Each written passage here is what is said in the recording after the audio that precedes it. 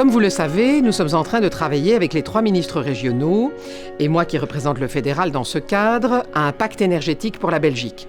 C'est-à-dire un accord entre nous pour que le mix énergétique électrique, mais aussi le chauffage, mais aussi les transports, se transporte, c'est le cas de le dire, vers le futur, et que nous passions sereinement le cap de la sortie du nucléaire en 2025. Dans ce cadre-là, vous savez bien qu'il y a de plus en plus d'énergie renouvelable.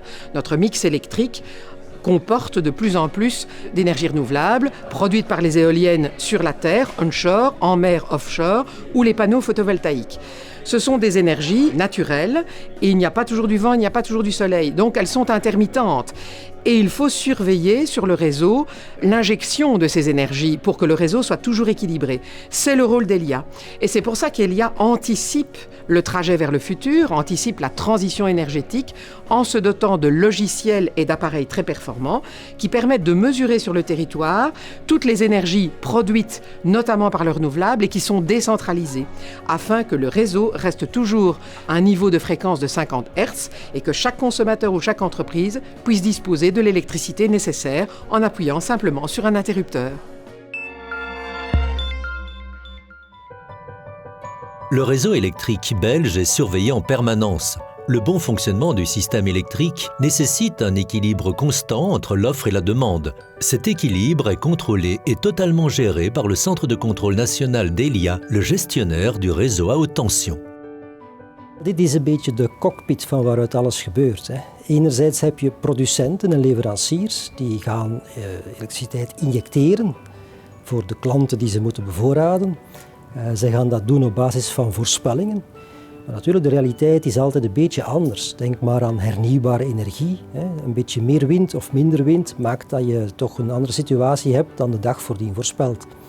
En dat is nu net waar Elia tussenkomt. Wij gaan van hieruit met een pakket aan reserves die we daarvoor achter de hand houden, gaan we eigenlijk tussenkomen en bijsturen, zodat je eigenlijk op elk moment dat noodzakelijke evenwicht gaat bereiken.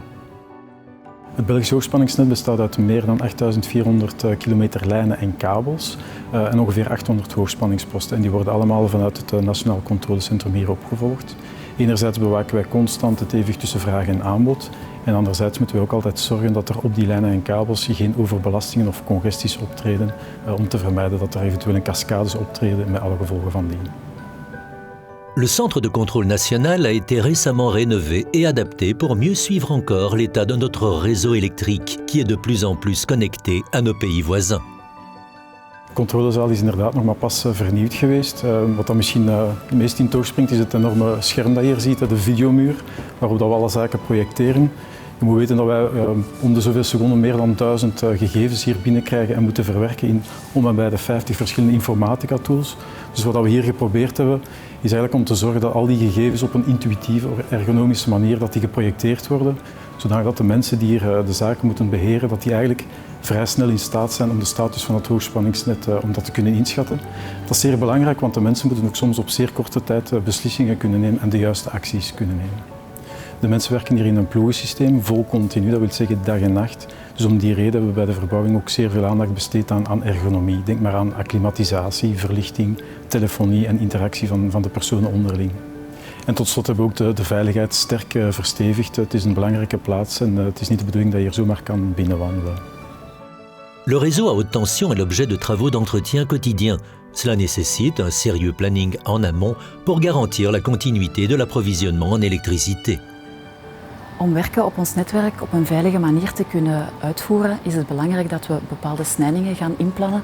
En dus die planning is zeer belangrijk, omdat we niet zomaar op eender welk moment ieder element buiten dienst kunnen nemen. Wat we verder ook doen binnen het Nationale Controlecentrum is het goed opvolgen van de beschikbaarheid van de productiemiddelen. Omdat als er bijvoorbeeld een langdurige onbeschikbaarheid is van een grote productieeenheid, dan heeft dit een directe impact op de bevoorradingszekerheid. En het is toch die bevoorradingszekerheid die belangrijk is om constant op te volgen. We hebben een zeer centrale taak in het beheer van het energiesysteem en we nemen die rol ook zeer ernstig. Want als het hoogspanningsnet niet goed functioneert, heeft dat een enorme impact op de economie en op het welzijn van de mensen. En met 99,99% betrouwbaarheid zijn we bij de top van Europa.